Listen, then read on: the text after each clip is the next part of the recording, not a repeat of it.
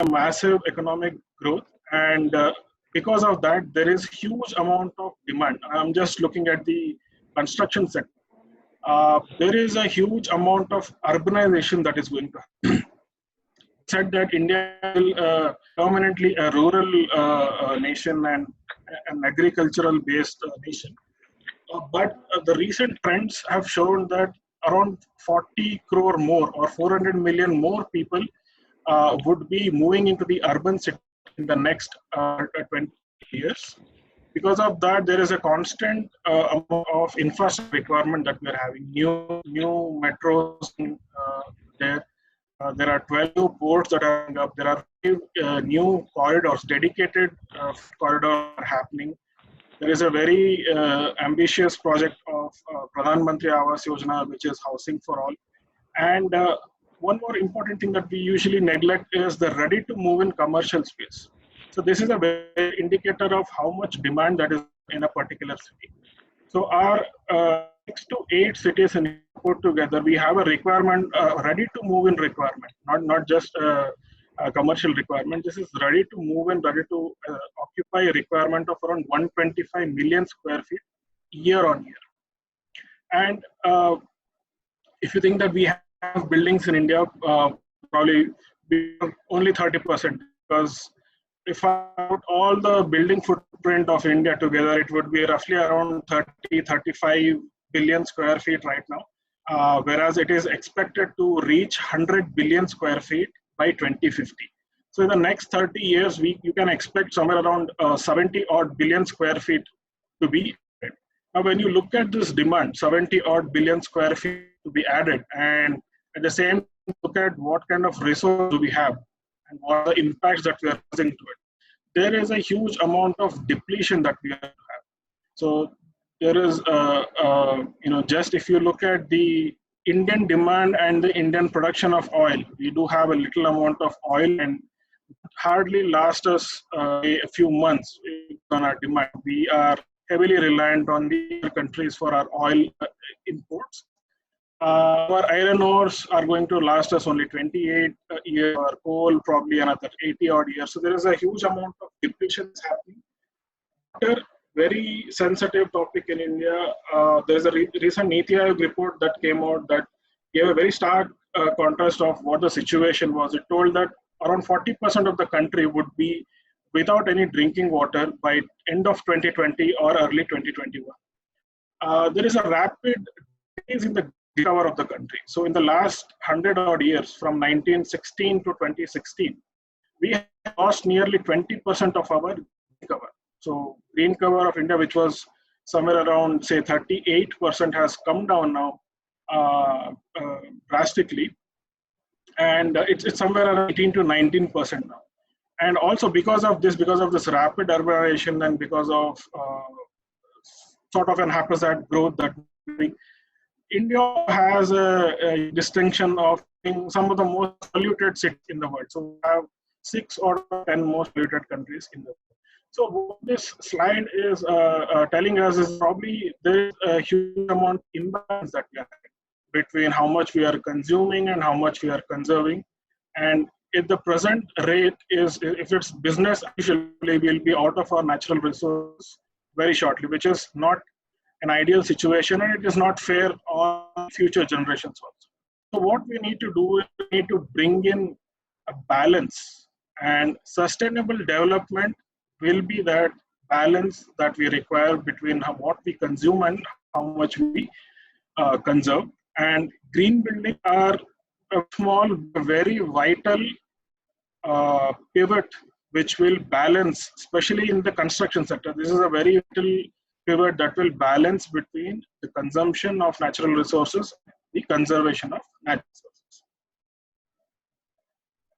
resources. So, I mean, there are a number of definitions, and this is what the UN puts out. So we come to the basic question of what exactly is a green building. I mean, some of the funniest answers we was, if I paint my home green, that would be green. So just from a think of color to an actual movement, we have come a long way in the last 20 years. So a green building is one consumes natural resources, it uses less water, optimizes energy efficiency, generates less waste, and most importantly, the thing that we do not realize is that green buildings provide with healthier living spaces. And that is actually one benefit of a green building that we can experience. And having said that, green buildings are nothing new to India. I mean, I have many buildings, thousands of buildings that have stood the test of time, that have survived 2,000, 3,000 odd years, and that are still standing strong. So our Indian architecture is is definitely in line with what we are looking at in a green building.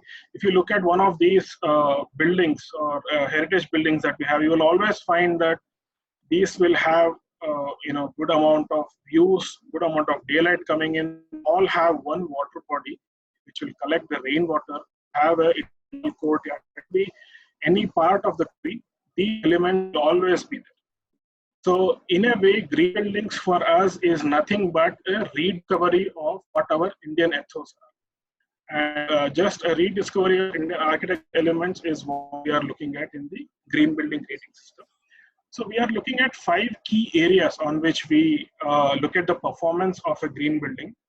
What impacts the site, because many times we forget the site. Our intention is to make sure the building looks good. Many times we forget on what kind of happens to the site, whether we are maintaining the topography, whether we are flattening it. So site, water, energy, building, what kind of materials are going in, and most importantly, how good do you feel inside the building? That is also very important. These are the key areas that we are looking at.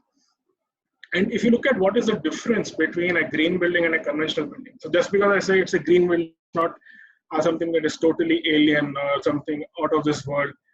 Green building and a conventional building would obviously look the same. The appearance wise, it would be looking the same. Functionality wise, they will still remain the same. The differences is actually the operational savings that you can get from day one. And you can to save a lot of natural resources, and most importantly, has huge amount of effect on the productivity of human comfort and good environment inside. Now, why the green building has picked up such a rapid pace, why movement is spread? There are many factors, but this slide is one of the main contributors because this shows us what is the benefit that we can measure. Because in our Indian way of thinking, it's something that is there in front of our eyes. If we are able to see it, then we believe in it. So this is actually they say that you can actually measure. And for example, any green building, any certified building in India, certified by BBC, will definitely give you 20-30 water saving over the from plumbing code of India. So at the same time, you can see 30 to 50% of energy savings on a national or an international code. So even if you go in for an international code, which is by in itself is very stringent, over and above that, you are expected to get 30 to 50% of savings. And this is what is the driver. So links who have actually reaped these benefits, they are actually one of the main contributors to spreading this movement. Now, in the previous slide, there is something I've written as a reduction in initial investment. I'm sure most will disagree to this particular statement because I'm saying that green buildings will cause a reduction in initial investment, because that is totally on the contrary to what you have heard. Right? So come back to this particular point. I'll tell you how there could be a reduction in the initial investment. Now, these are just to tell you what exactly the benefits are. So these are the first 3 buildings that we have certified. And incidentally, all of them are, say, platinum rated buildings. And if you look at the normal building, the second column, normal building kilowatt hour. So that is, if I design my building using ECBC, Energy Conservation Building Code, or ASHRAE code, for 1,75,000 square feet building, I would be consuming 48 lakh units. What green buildings have done, they are performing way better than these stringent codes. So I have been able to bring down my energy consumption by over 40%. And because of that, just my electricity saving, just the energy saving of a building every year is around 1 crore rupees. A 1 crore recurring energy saving is a big amount of saving, irrespective of the type of building that you are occupying. So this is actually one of the main reason why green building movement in India is picking up, is the actual benefits that you can see. So there are certain benefits that you cannot quantify, but you can only experience. So something like a reduction on the environmental the benefits. So this is something very hard to quantify. We are doing a lot of studies that can show you how much exactly we are trying to minimize this impact. But as of we cannot give you a of okay, this is how much you have reduced the impact. Same is the case with productivity. With productivity, we have been able to establish certain figures. So a building, a green building, probably would be increasing the productivity of a workforce by somewhere around 15 to 16 as compared to a conventional. But there are some things; these are some things that one can only experience, and very hard for us to quantify. Now let us look at what green buildings did differently. So as I already told you, we are looking at 5 different elements that would be the site, water, energy, material, and IEQ. Each and every one of this has a certain amount of challenges, and along with the challenges gives us the opportunity. So wherever there is challenge, there is an opportunity for us to overcome this challenge. So let us first look at what sort of challenge we usually look at. So when I say site, again, this is, I already told this point, many of the times the focus is only on making sure the building looks good. But we seldom care about what is happening with the gradient of the site. As soon as the land is allotted, many times we have seen that the site is completely excavated, flattened, and then the foundation is started. So this may be okay once or twice, or we have seen many times the topsoil being taken out, thrown somewhere, and during the vegetation time, you are bringing in newer vegetation from some other site. So this is causing a lot of imbalance, and these are certain challenges that we look at from a site point of view. So whenever construction activity happens, I mean, one thing we have to realize is that we Homo sapiens are quite different from any other species. We have around 10 million species of flora and fauna, but probably we are the only species which are causing destruction while constructing a dwelling. So even if you are constructing a small room, there will be some sort of a disturbance that we are causing to the Mother Earth. So some of the issues that we usually face when we look at the site is that there is a lot of topsoil that gets eroded.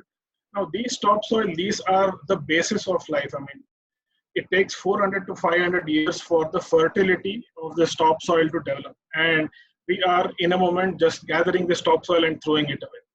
And with any construction activity, there is obviously going to be some sort of a decrease in the green cover. And this will have a long-term impact. The last thing is, with decrease of green cover, there is obviously going to be a lot of surfaces that will be exposed to sunlight. And because of this, an effect called as heat island effect is getting generated. So heat island effect is the increase in the microclimate of the particular area, because we have used certain materials that will absorb this heat and emit that heat, right? So these are some of the issues that we have. Apart from this, there is also certain social aspects that we usually neglect. I mean, many other times we definitely have gone to buildings which are not definitely able friendly. For example, imagine we ourselves not to get into a home, our own office, because of a small accident. Probably I may not be able to walk properly from days. I'll not be able to visit my own office. So these are some of the that the differently able people face on a daily basis. So a green building should also cater to these particular type of aspects also. Same is the case with the facilities for construction workforce. So we have done is we have tried to address all of these aspects. So starting from topsoil preservation, this is a mandatory requirement. We ensure all projects, especially which have fertility in the topsoil, they all stored somewhere within the site and then reused. Especially during monsoon seasons, there is always going to be the soil will be exposed to air as well as water. So a lot of sedimentation traps, sedimentation basins are required for us to again capture this soil and then reuse it. Next thing is how can we use minimum impact. So if you look at the second row photograph is from our own office, and these are group images that we have taken. So when we got the handover of building hand, it was more of rocky terrain. Even though we have ensured that any that is around 8 meters, it is restored as it is. What we have done is we have enhanced further the planting more vegetation. So when we occupied the building, at that time there were only 50 species of trees we had, and now we have planted around 1,000 species of trees. In fact, 1,000 tree species was planted on our 15 foundation day. Heat island effect is also being addressed. We use a basic option of going for heat island mitigation is to minimize the area that are exposed. So we can look at more of vegetation, and these vegetation like trees would have with their shadows, and because of the shading, your exposed areas may come down. Next option is you can use an SRI coating, so reflective index, which will reflect back the rays. You can have even vegetation on the roof. These are some of the strategies for minimizing the heat island. There is one issue with us affecting the nocturnal species. The many species that only come during the night time. And since we are using a street light, which is actually facing upwards, lot of these birds, they are not able to have a proper orientation. So instead of flying east, they will end up flying west. And because of this, we have seen many birds getting extinct also. And also differently able design has been addressed as is in the National Building Code. When we look at water, again, a sensitive topic in India. The summers are starting probably, and this is one exercise all of you can do. You will, even in this time of COVID, you will definitely find 1 or 2 articles in the newspapers every day that talks about either a water crisis or a flooding. So in India, it is not exactly what availability that is an issue, because we have the 9th largest resource water in the world, but it is actually the water management. Because even though we have around 4% of world's water resources, we don't have 4% of world's population. We have exponential of that. We have 16% of world's population. So managing 4% world's water resource to 16% of the population is actually the challenge. And to add on that, we haven't really smart in the way we are using the water. I mean, all of you might have seen this. Everyone is using, say, a bore well. No one is recharging it. And again, from the Niti Aayog report that came out last year, it is estimated that 21 cities in the country would be completely running out of groundwater in the year or so. So by 2022, get a real idea of the struggle that we are having, because 30% of our water supply even today is coming from groundwater. And there is a lot of stress on the municipality. So what we are trying to address is the 3R approach: recharge each and every drop of rainwater, reuse the treated wastewater, and use low flow fixtures. So your potable water consumption at source itself can be minimized. Apart from that, you can have efficient irrigation system. Before that, first thing you look at is landscape, because landscape is something that we usually don't really focus on. And just by selecting a native species or a drought tolerant species or an adaptive species, you can consume or you can save up to 1 or 2 liters per square meter every day, just by switching over from extravagant species of plant, switching them over to native species of plant, you can save a lot of water. And last is treatment of water. So there are n number of methodologies that are available. One thing that all of you might explore is something called as a phytoremediation, which is treating wastewater using plants. So what exactly happens is that these plants, they give out oxygen through the roots, and the main thing that is lacking in wastewater is the presence of dissolved oxygen. So we put the wastewater in contact with the roots of these plants, and because of the oxidation or the aeration process, there is always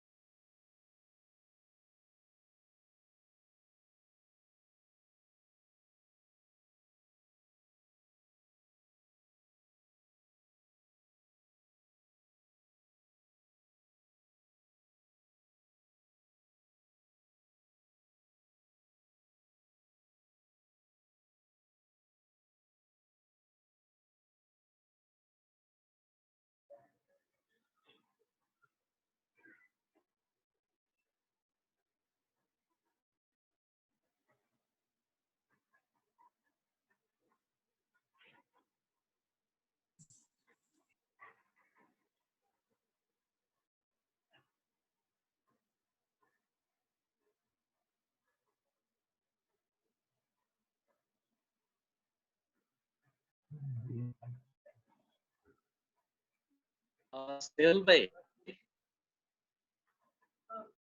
Hello. Snehal there? Yes, I'm here. I think there is some problem at the end of Amith. Yes, Himanshu bhai સાથે વાત થઈ. Just trying to call him to sort it out. Just please bear with us for about 2-3 minutes. Okay, fine. Till that time, just keep yourself unmuted. Some internet issues are there. He's sorting out. Just give 2 minutes. Okay.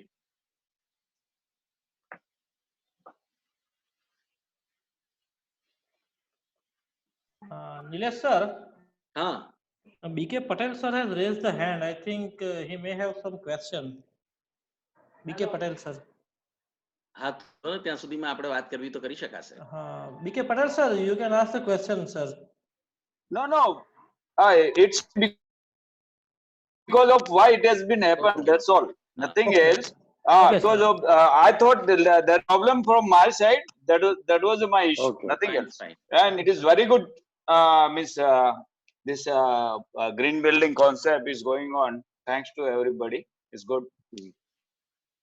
Okay. Nehal bhai, Yes, how are you? Good. Yeah, great to talk to you. It's a good thing. Okay, then I will take this opportunity to recognize many dignitaries also who are participating in the seminar.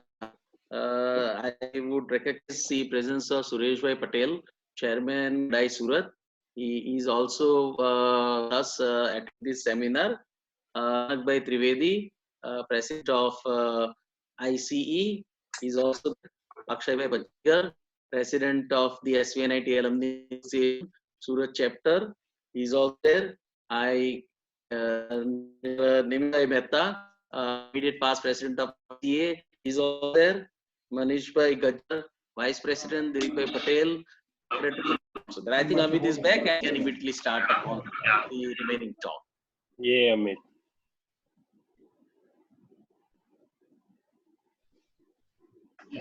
So my apologies for that. There was a power cut, so I'm actually using my mobile to run through.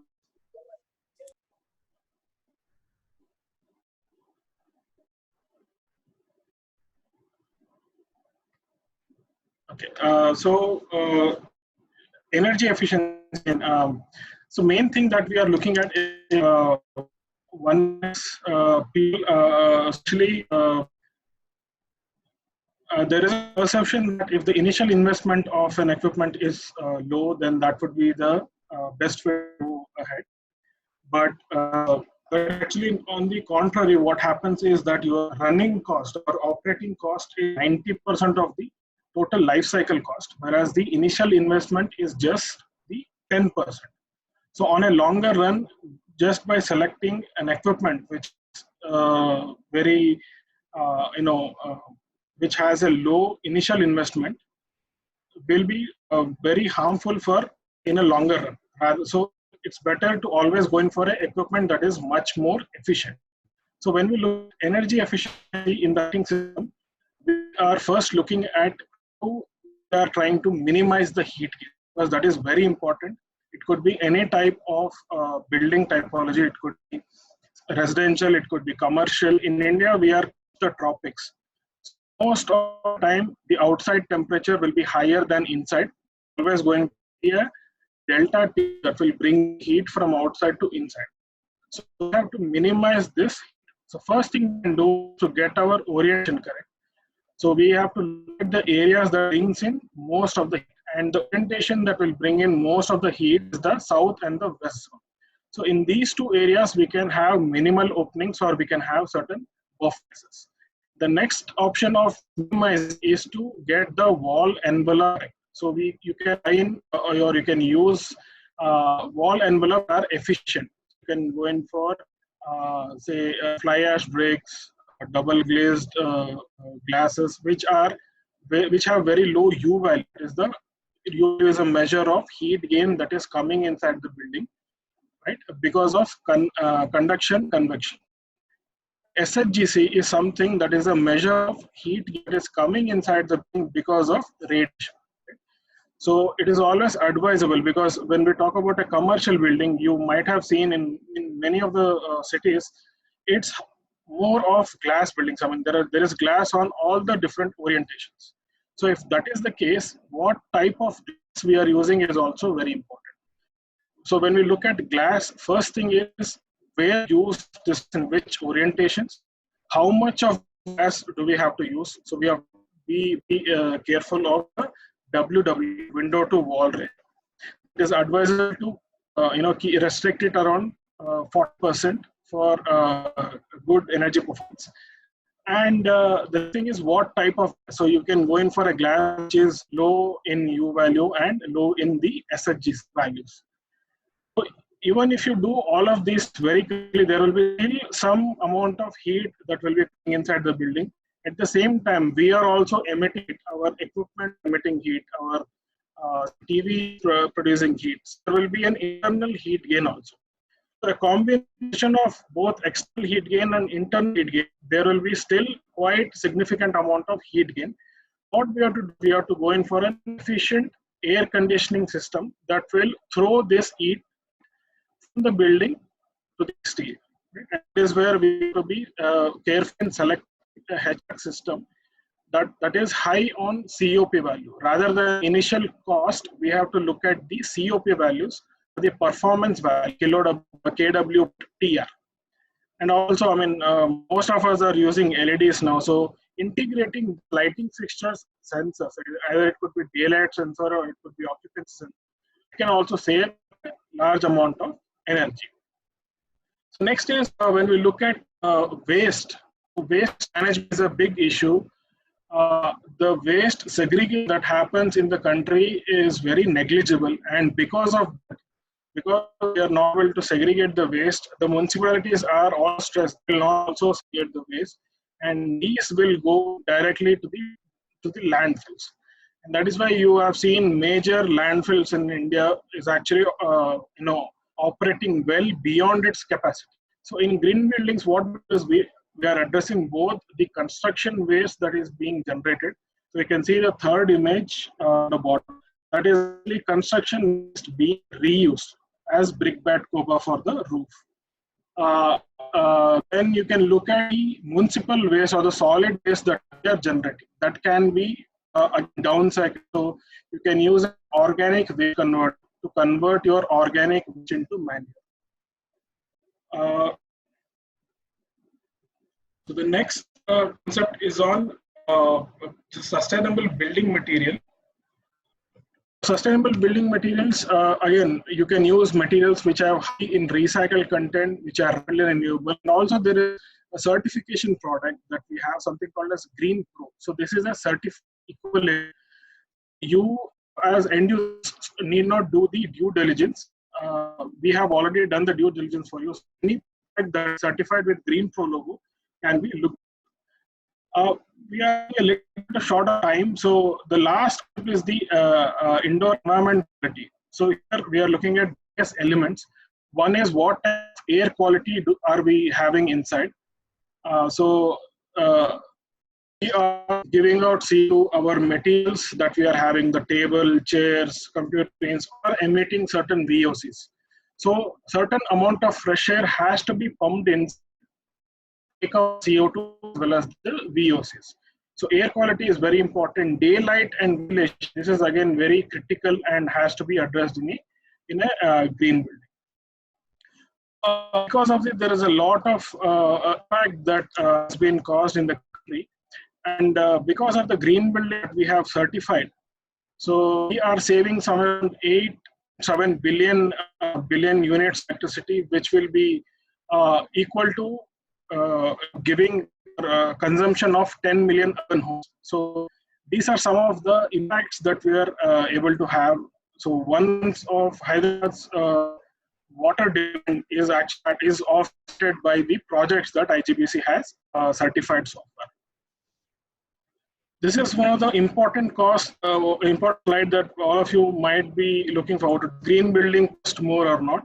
It depends on what sort of features that you're having and what is the rating level you're trying to achieve. Now, over a period of time, we have seen a decrease in trend. Our own building costed 18% than a conventional building, whereas over a period of time, because of the availability of various technologies and various materials, this trend come down. So today, if someone has to go in for a platinum rated building, the incremental cost would be somewhere around 4 to 5%. You will get a return on it for 4 years. So these are some of the differences of cost, how it was there and how it has come on now. Another example is solar PVs. All of you might be aware. So when we installed solar PVs in our office, at that time per kilowatt cost was somewhere around 3 lakh rupees per kilowatt. Now per kilowatt cost is somewhere around 45,000 units, 45,000 rupees. So there is a drastic reduction in the costing of these sort of materials. So we have 25 different rating systems that addresses different building typologies, because it is unfair to compare a residential building with a commercial building and then say that a commercial building is far more efficient. Right?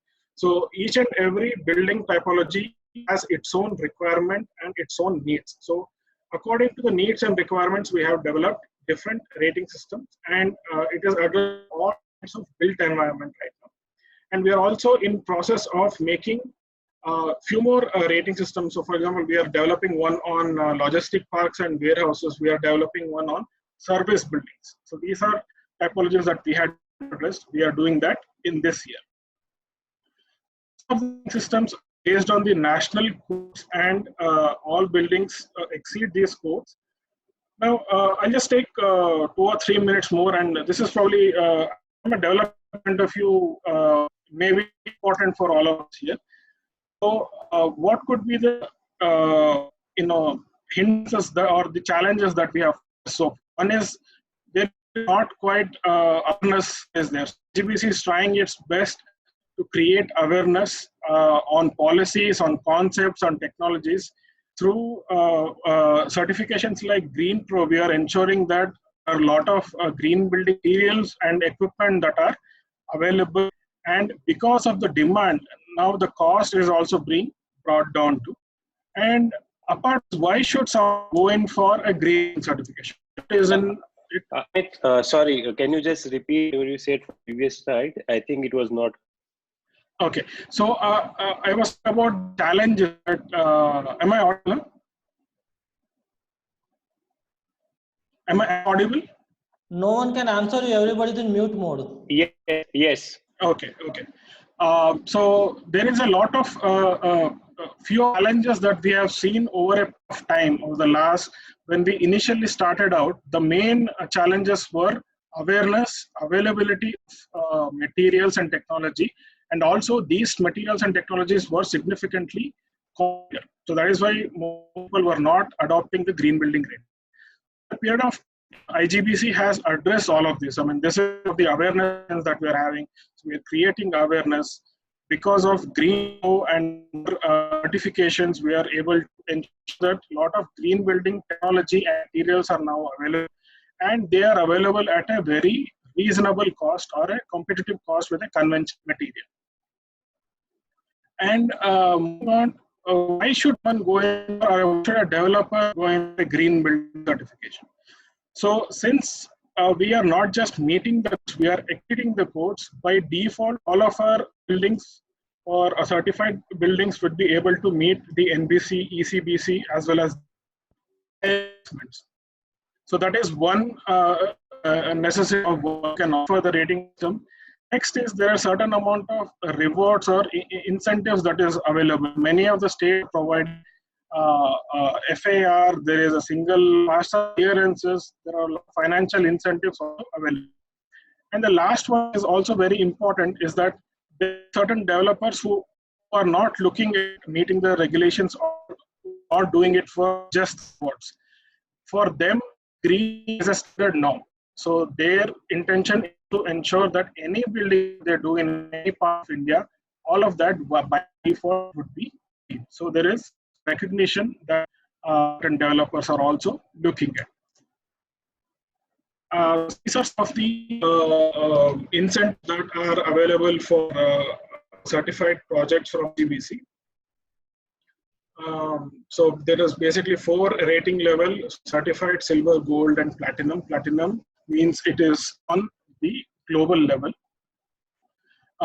So all the process is now paperless. We have a robust online portal wherein projects are able to register and do online payment, as well as all the documentation that is being uploaded. Everything is online, and it is paperless, and it's very user friendly. The last thing is that I told you that 70 billion square feet that will be in the next 30 odd years, and if we just assume that at least 10% of that would be for in-building certification, then that itself generates a lot of demand for professionals who are accredited with green building certification. Right? So there is a huge amount of demand for sort of accreditation.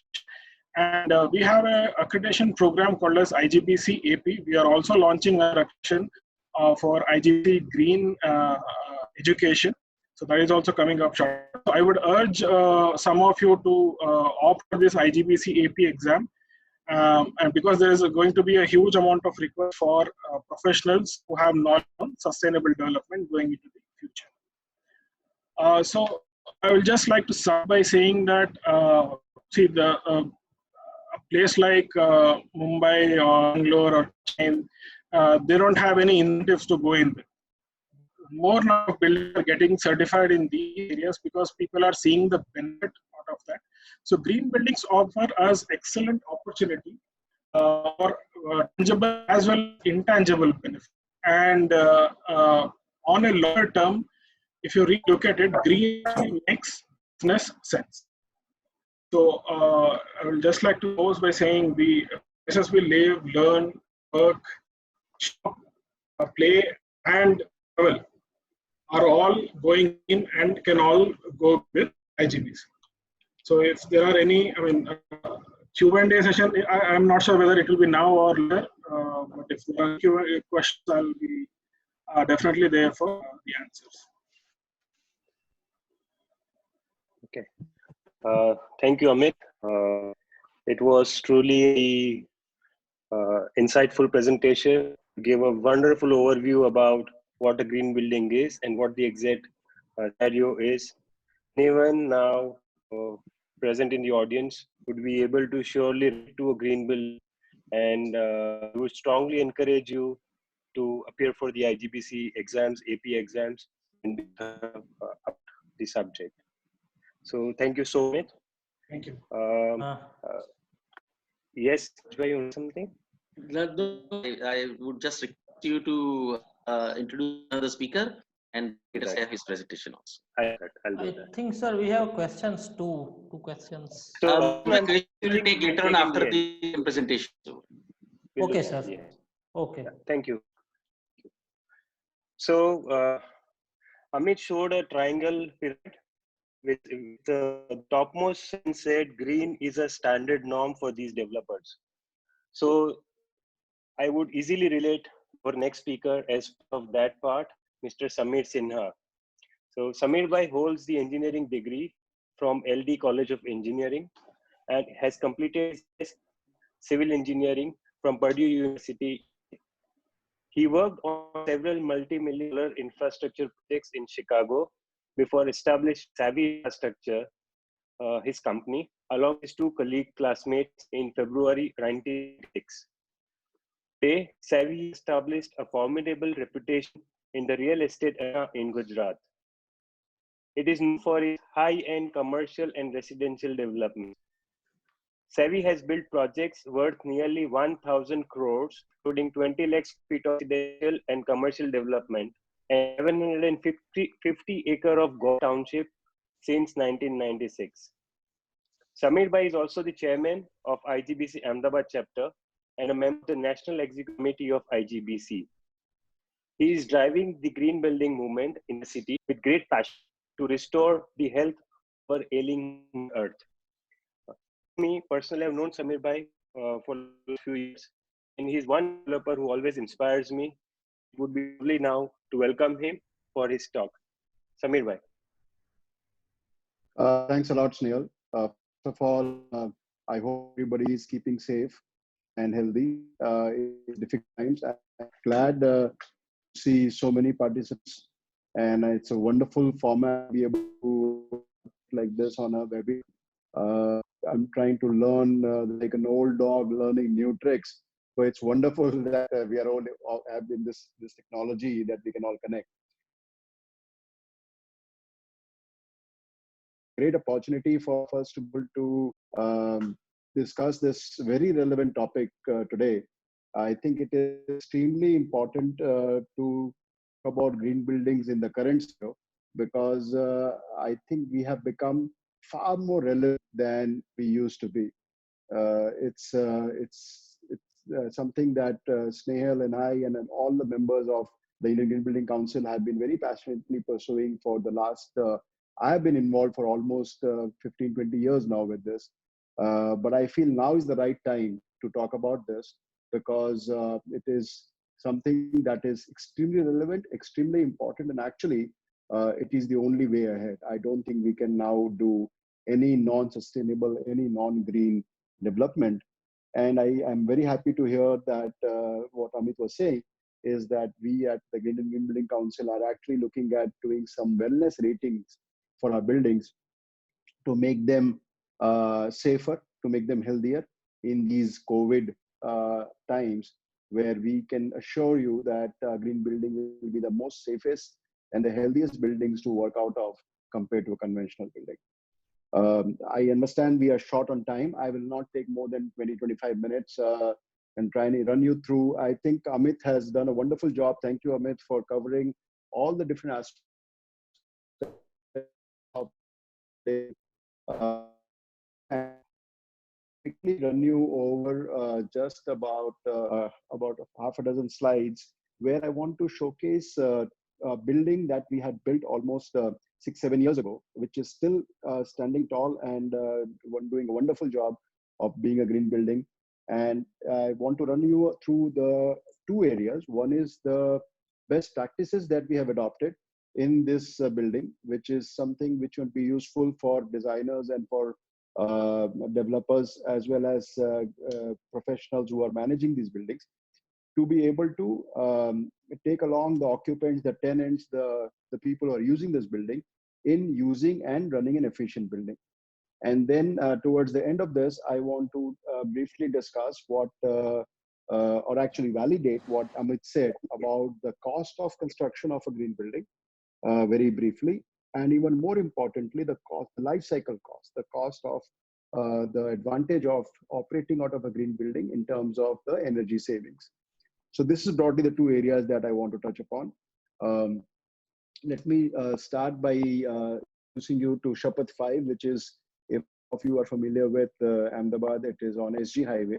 It is a large building which right off a club on SG Highway, which houses the office building, which is a Shapath 5. This is one of the first building gold-rated buildings in Ahmedabad. And the different aspects of design which were incorporated into the building early on, like Amit touched upon, was the building orientation. As you can see, the south facade is totally blocked off, and the north and the west facade is oriented to allow maximum lighting. And then on the hotel part of the building, we have used fenestration as well as louvers to allow maximum advantage and keep the surface cool.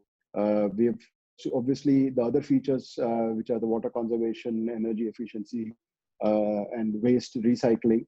All of that has been incorporated, which is essential to a green building design. The construction of the building is, we had kept in mind the 3 R's, which is reuse, recycle, and reduce. And from the very beginning of the design and construction process, we're very careful to use the materials, to use source materials locally to keep the carbon footprint down. We were very, very conscious about the use of water during the construction as well as during the operation of the building.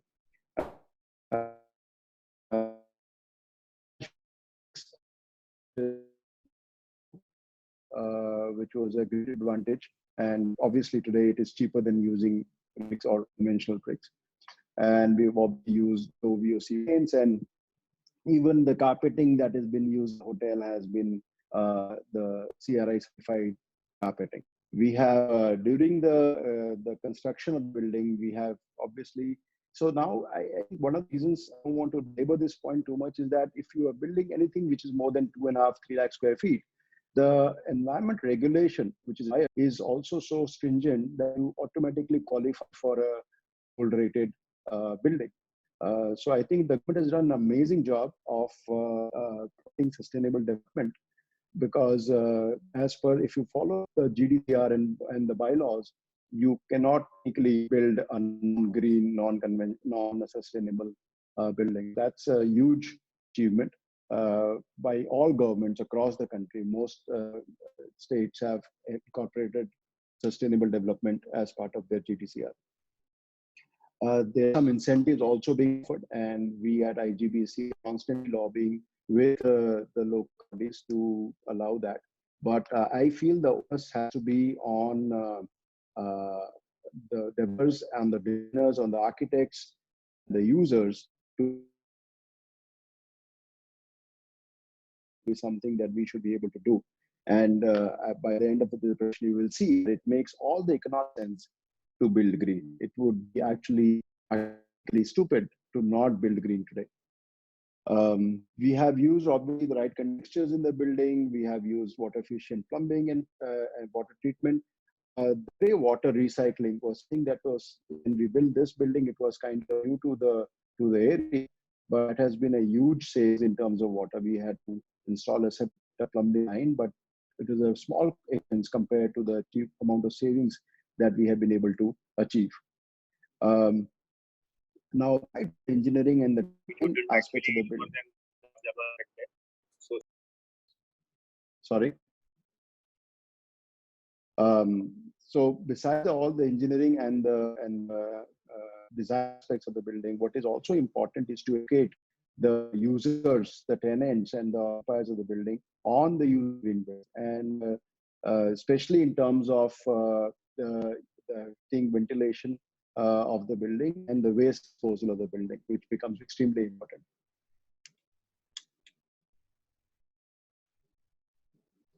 Um, so I'll not go over the details of this. What we've been able to do is doing that, and I will almost 20-30%. And as the building is growing older, we have our savings gone up. And I will demonstrate that with a slide towards the end. Our energy savings is almost up to now 40%, only in terms of air conditioning operational expense. Our water savings, by virtue of having the chiller plant in the building and by doing the grey water recycling, is almost 40 to 50%. So obviously, there's a huge impact on the environment, which is a huge saving, which we can't quantify today, but which is huge. What has also been is the enhanced comfort and safety of the occupiers of the building. We had an interesting, Dun & Bradstreet had done an interesting survey in this building almost 2 years ago during the dengue epidemic that we had. And their experience of the survey was that the number of dengue cases in Shapat 5 was practically zero. And that was because we have obviously treated fresh air, we have access control, we have all the systems in place. And essentially what that did was the number of lost days, sick days for the employees was very, very low, and hence the productivity was now working with the Denmark Confederation of Industries to actually come up with an app which will measure the wellness and the efficiency of a green building from the perspective of the users. And this is something which we are trying to do, and I will seek the help of all the chairmen of all different chapters in Gujarat. And also, I think a similar study had been done in Hyderabad with, I think, Stanford University. And we are trying to incorporate all of that data and come up with a new study which will promote the wellness and the productivity of a green building.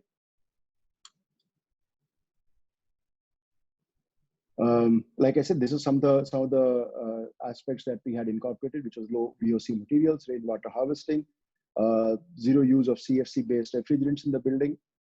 We have obviously the entire building is provided with treated fresh air. There is a sewage treatment plant which is recycle water in the flushing, which is again used for landscaping. We have actually surplus water, which we then provide to the municipal corporation for irrigating the corporation, the AMC gardens around our building. There is an integrated building management system, which is a detailed discussion, separate topic. But again, that is something that we struggled with initially when we incorporated in this, but there are better solutions available today. But it's extremely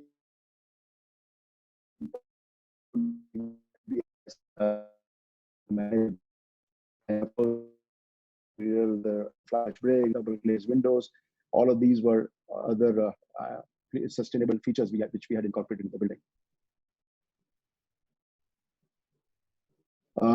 So before we begin, before we allow our tenants to start construction of their premises, we ask them to submit a interior layout, which is approved by a team of engineers in our office. They have to submit an interior layout, they have to submit a fire system, a plumbing and electrical plans for us to approve. This becomes extremely important because not only do we handhold them through this process and tell them what are the features available in the building, how can their design be improved with whatever features we have, and also does not then allow them to tweak with or mess up with our basic system of the building. So their electrical inputs are monitored, their HVAC controls are monitored. We provide them the BHU meters and the chilled water inlet into the access into the premises. And then all the HVAC control systems are installed by us, and then approval is done. Initially it takes a little bit of an effort on our part, but once the clients get used to it, it's a very, very simple process for them to also execute because it makes their life also much easier. Similarly, we also reviewed their interior layout to review what is the kind of occupancy they have and whether they are able to place their fan coil units and their overhead units at the right locations, and especially in terms of the fresh air intake into the building and their bathroom locations and bathroom exhaust are monitored carefully. So we assure a 24-degree temperature throughout the building. The light load is considered at 1 watt per square feet, an equipment load of 2 watts per square feet, an occupancy of about 100 square feet per person. Now, I understand this will all change now post-COVID. It might drop drastically and we'll have to relook at all of that. But this is what was done when we built this. The server room load, based on the kind of use that the building will have and the kind of business that they are in, sometimes that changes drastically, but that is also taken into consideration. And the BTU meters provide chilled water tapping, and the reading for the BTU meter is also placed in such a way where we can monitor it, and our integrated building management system can take care of that. Of course,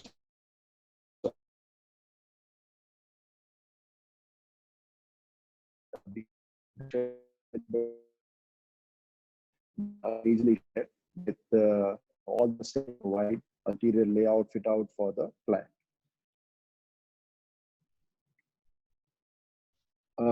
So what happens, this is interesting for us to understand, is once the building office is ready, we build them for the HVAC or for the cooling. And now this is important because we provide them chilled water in each office, and that chilled water is metered and charged. And there's two costs that we attach to it. One is the operating cost, which is the number of hours that they will use the building for. And then we also charge them for a fixed cost, which is like the CAM cost, or the cost of the common areas and areas for common chillers or pumps and stuff like that. There are sometimes also offices which work on a 24-hour basis or on a longer basis, for example, if it's an IT office or a medical office or something like that. So we also have a relatively variable cost, which is for odd hours. And those again, offices are charged a different fee in those off hours, which is slightly higher than the conventional fee because lesser offices are operating during those hours. So we have a very detailed, and this is a very self-explanatory system. It is very detailed, and it is, in all the 5 years, we've never had any issue with any tenant or any occupier having any issue with these builds. The washrooms have become extremely important because the exhaust grills must be provided in the toilet doors for smooth air intake.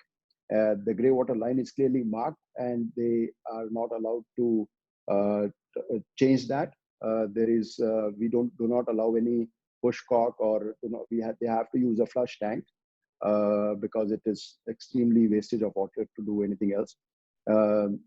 So we also recommend that they use UPVC, CPVC for alterations if they have to, and they're not allowed to drill anywhere on the toilet walls.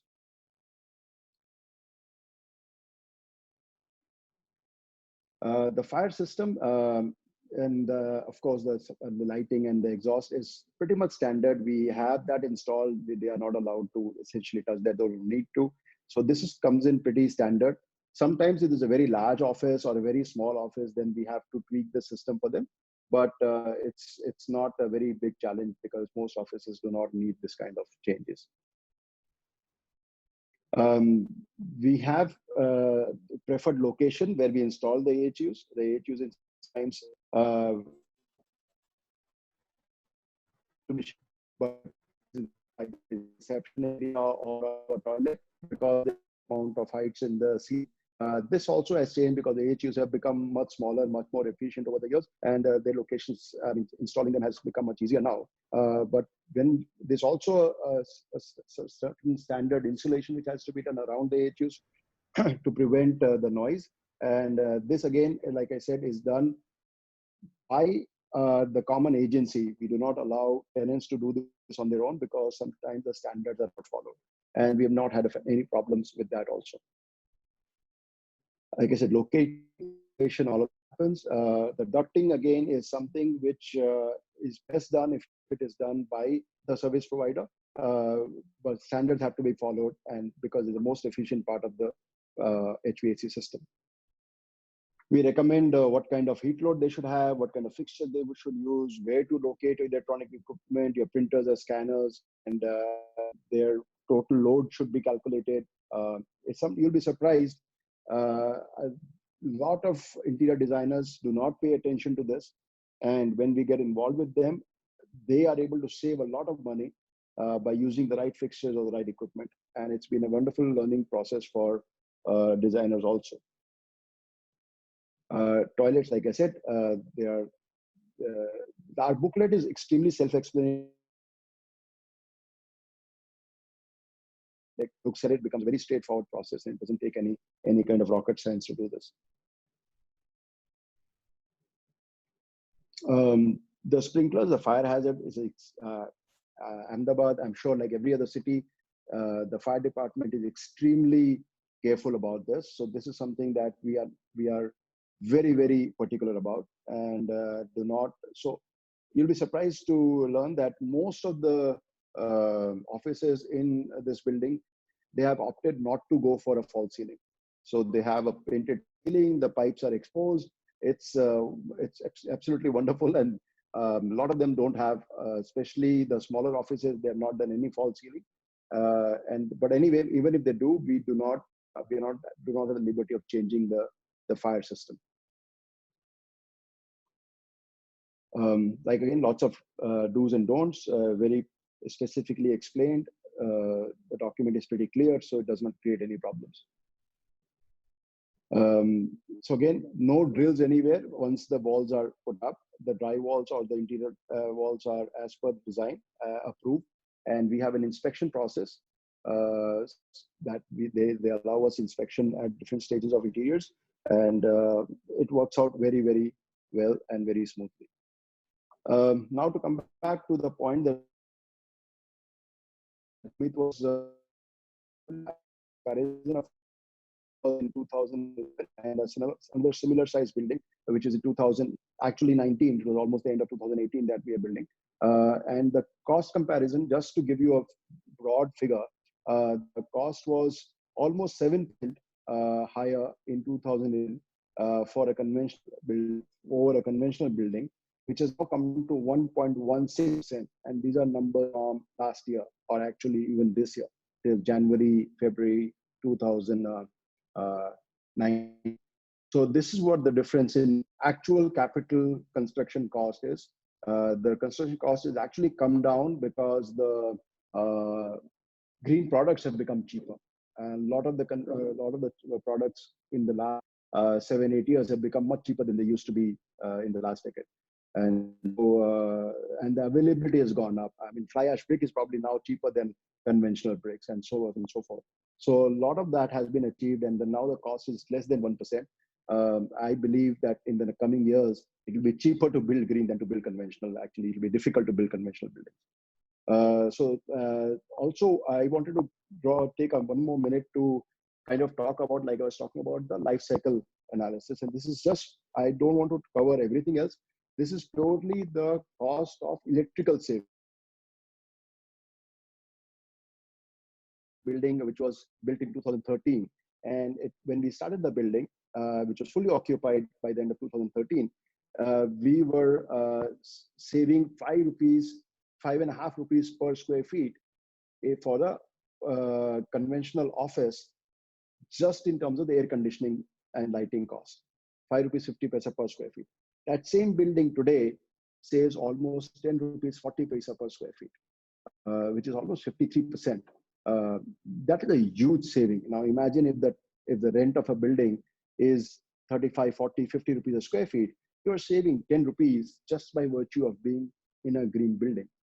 Only in electrical cost, only in terms of lighting and HVAC.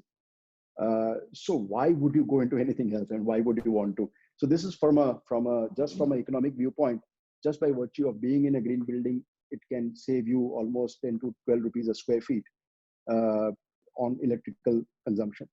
Besides this, obviously, there are so many tangible and non-tangible costs. One of the point I wanted to raise was that because we have this kind of savings, and because we raise invoices for the building for common areas and for particular office areas, our corpus for the maintenance of the building goes on increasing every year, just from the HVAC earnings.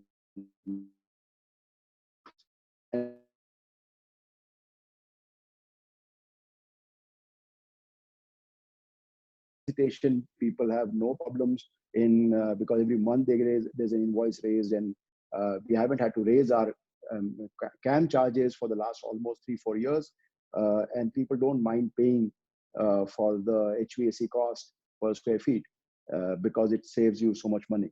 And so all these societies which these buildings have are sitting on a large corpus and maintaining their buildings very, very well. So that's broadly what it is.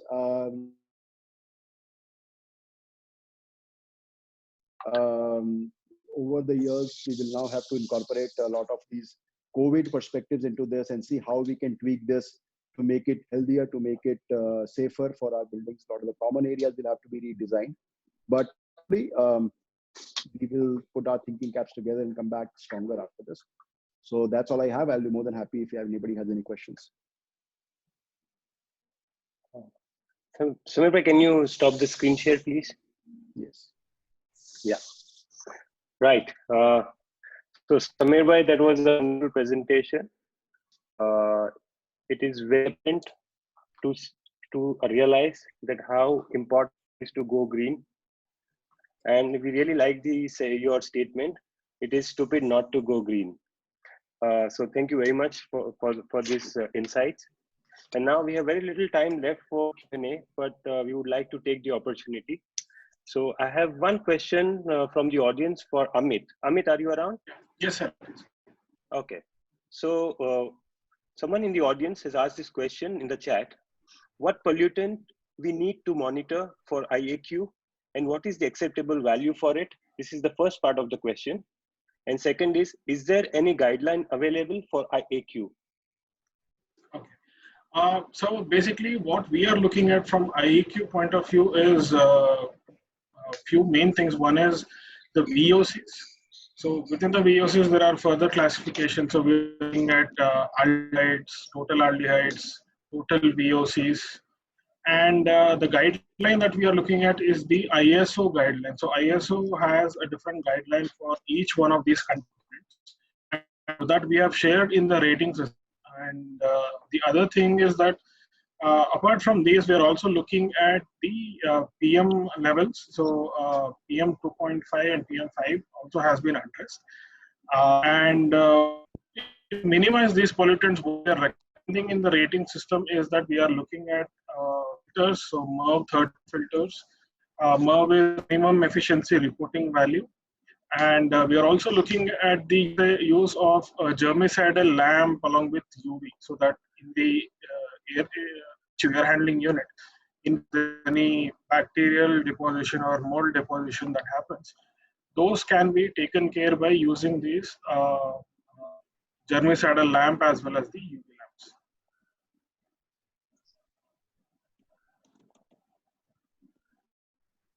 Okay. Thank you, Amit. So there is one question for Samir Bhai. Samir Bhai, are you on? Yes. Yeah. So Samir Bhai, there is a question which says that in spite of so much understanding and knowledge or information, rather, the developers in Gujarat are still hesitant in going for green buildings. Now, you are sitting at the top of the pyramid, and you have a very interesting perspective sitting there. So we would like to know, how would you want to communicate for a party of developers about why they should go green? Secondly, the second question I'll ask you simultaneously, in the post era, how do you see green as an important aspect in design of buildings for the developers? Thank you.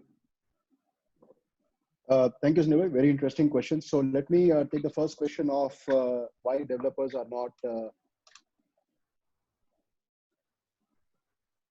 It's a misnomer. They are green. they may not be going for certification. But I believe, like I was saying before, that you actually follow GDC, which you have to, and if you follow, like I said, if you large building and to get an EIA certification, you are virtually building green. Not everybody has been going for certification, but that also is changing dramatically because said there's so much advantage to advertising that you are green. You are seeing increasingly every hoardings which carry the IGBC logo on it. You are seeing increasingly people are getting different forms of certification, and that is happening a lot. I'm very happy to say that at least in Ahmedabad, I see practically every new project an IGBC logo on it, on the brochure or hoardings. Because like I said, the savings are huge. Also, what is changing, I think, for the green building movement is there's a big demand now from the corporates, from the residents, because there is a great awareness about the advantages of being in a green building or living in a green certified building. So I think that is changing. There is a bit of a lacuna on that in terms of publicity, but that is changing.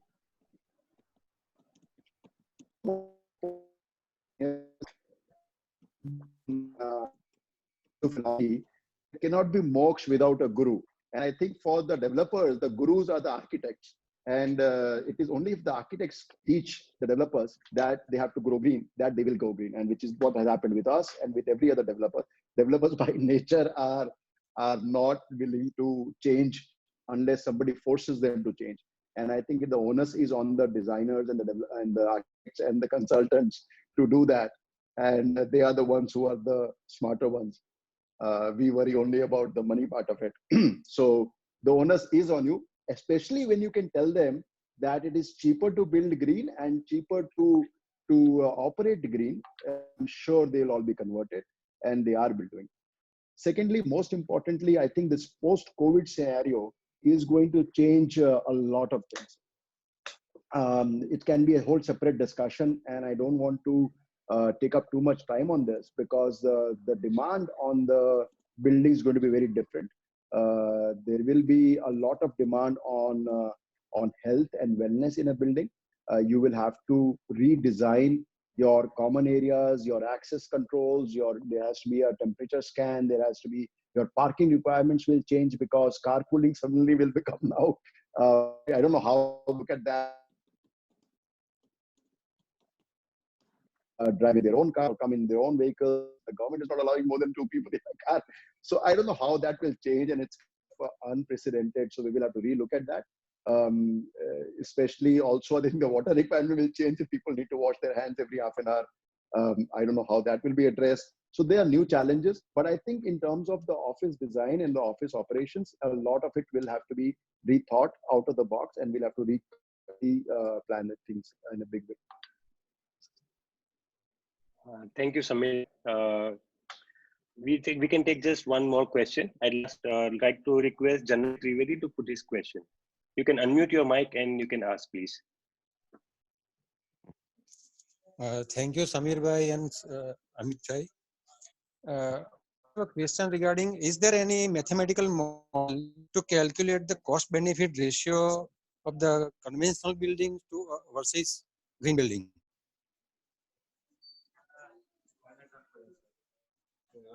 Hello. I don't know if there's a model or not. I can answer so I have just given you a sample of what we have done internally. We have our national building and the building in 2013 and a building in 2018. So that comparison is available, which I've just shared. We have been doing that analysis internally for all our buildings. And the biggest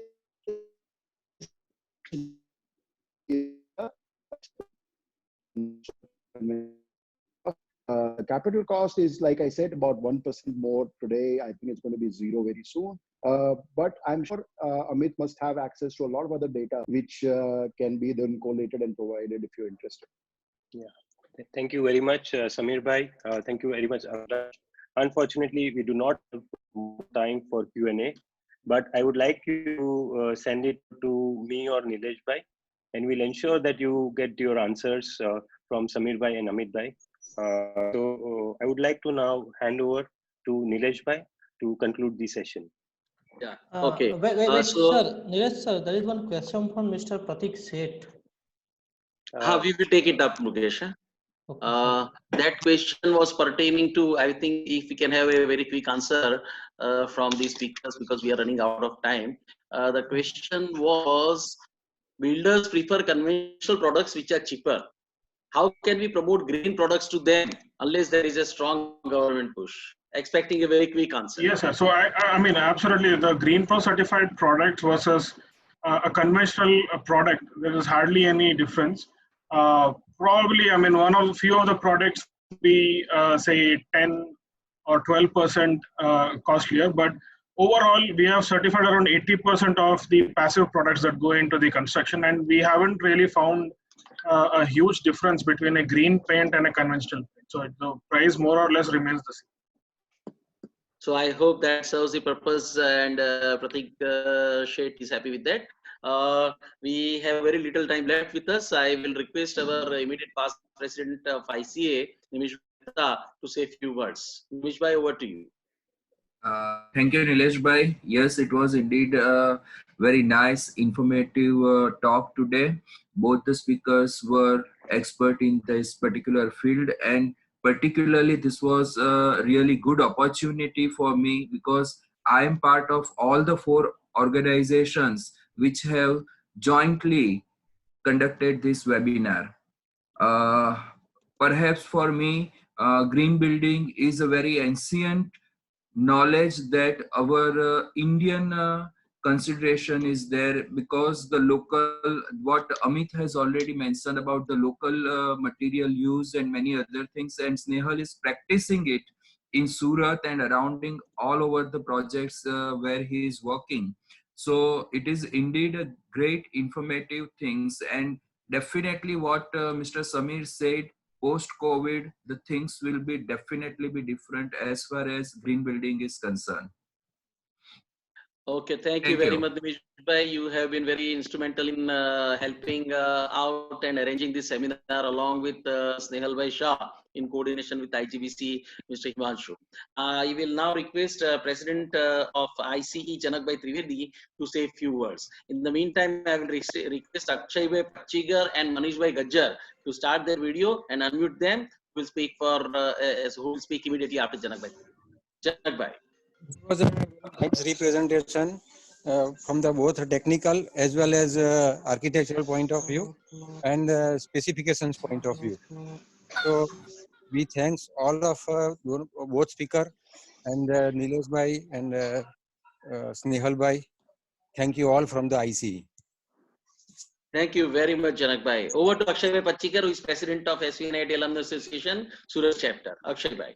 Thank you very much, Nilesh Bhai, for arranging this wonderful and a touchy quotation which Mr. Amith has delivered, that we are the only species, the Homo sapiens, who destruct before construct. Thank you very much for giving this wonderful session.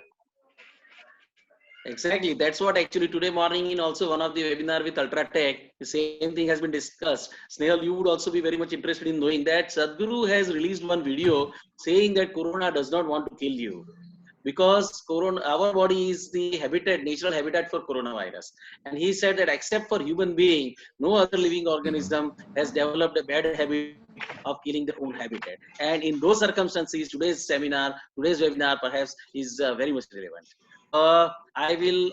Both the speakers have given a very good presentation, and I'm sure there are certain few more things to come up, like IGBC, AP, and the way to, proceed on that line. So maybe in future, along with Snehal, you can guide people or engineers in Surat, how do they register for IGBC AP and what is the procedure for them. If you can send a small, kind of documents by email to us, we can circulate it to all of our members. Sure, sir. Sure.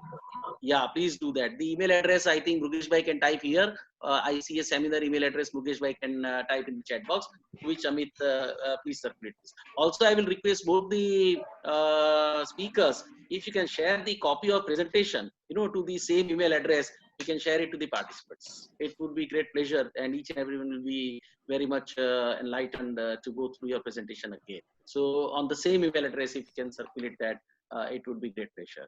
Now for the last formality, I will request our Vice President of ICA, Manish Bhai Gajjar, to present vote of thanks. Thank you very much, President Sahib. Hello. Yes, Manish Bhai, please go on. Thank you very much, President Sahib. Good evening, friends. Good evening. Hello. Good evening, friends. I thankful to Mr. Amith sir, Associate Counselor, IGBC, and Mr. Sinha, Chairman IGBC Ahmedabad chapter, for wonderful and informative presentation on green building developers' perspective. Thank you very much, sir. I also thankful to our ICA members and senior members, past President sir, and IGBC Surat chapter, ICA President Janak Bhai Trivedi and his team, SUNIT AA Surat chapter, Mr. Architect Akshay Pachikar sir and his team. I also thankful to Architect Snehal Shah. I also thankful to Lecture and Seminar Committee, Engineer Dharam Bhagat and Murugesh Shah, for arrange and nicely conducting this event. Thank you very much, all and all. Thank you. So I'm really thankful to Murugesh Bhai for being a nice host to this on behalf of ICA. You and Dharam Bhagat both has been doing wonderful work. We have almost every day a seminar. I would also request all of you to please join for tomorrow's webinar, which we have. We do have a corporate trainer tomorrow. We'll be talking about bounce back.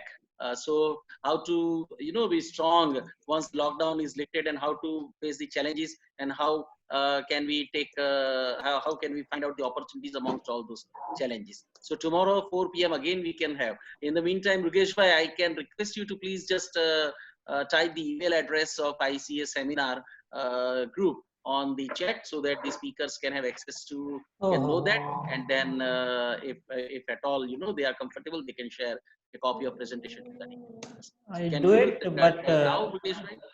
Yeah, it has been done. Unfortunately, I paste it in the private mode. There was one. If now we have time, so can we have a little bit question and answer session? Yeah. Why not? There was one question from. But that email address is very important to. I have written it in the chat box. I have written it. Yeah. There was one question for Mr. Tejas Jariwala. Is he there still, Tejas bhai? You can unmute yourself,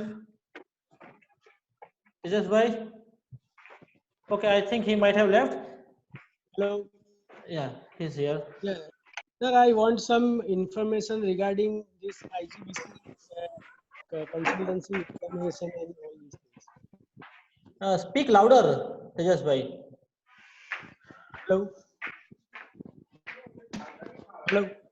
Your question, I mean, you wanted to know about IGBC consultant, sir? No. He wants to know about IGBC AP exam, if there is a possibility of whether he can appear during the lockdown period or study about it. Yeah.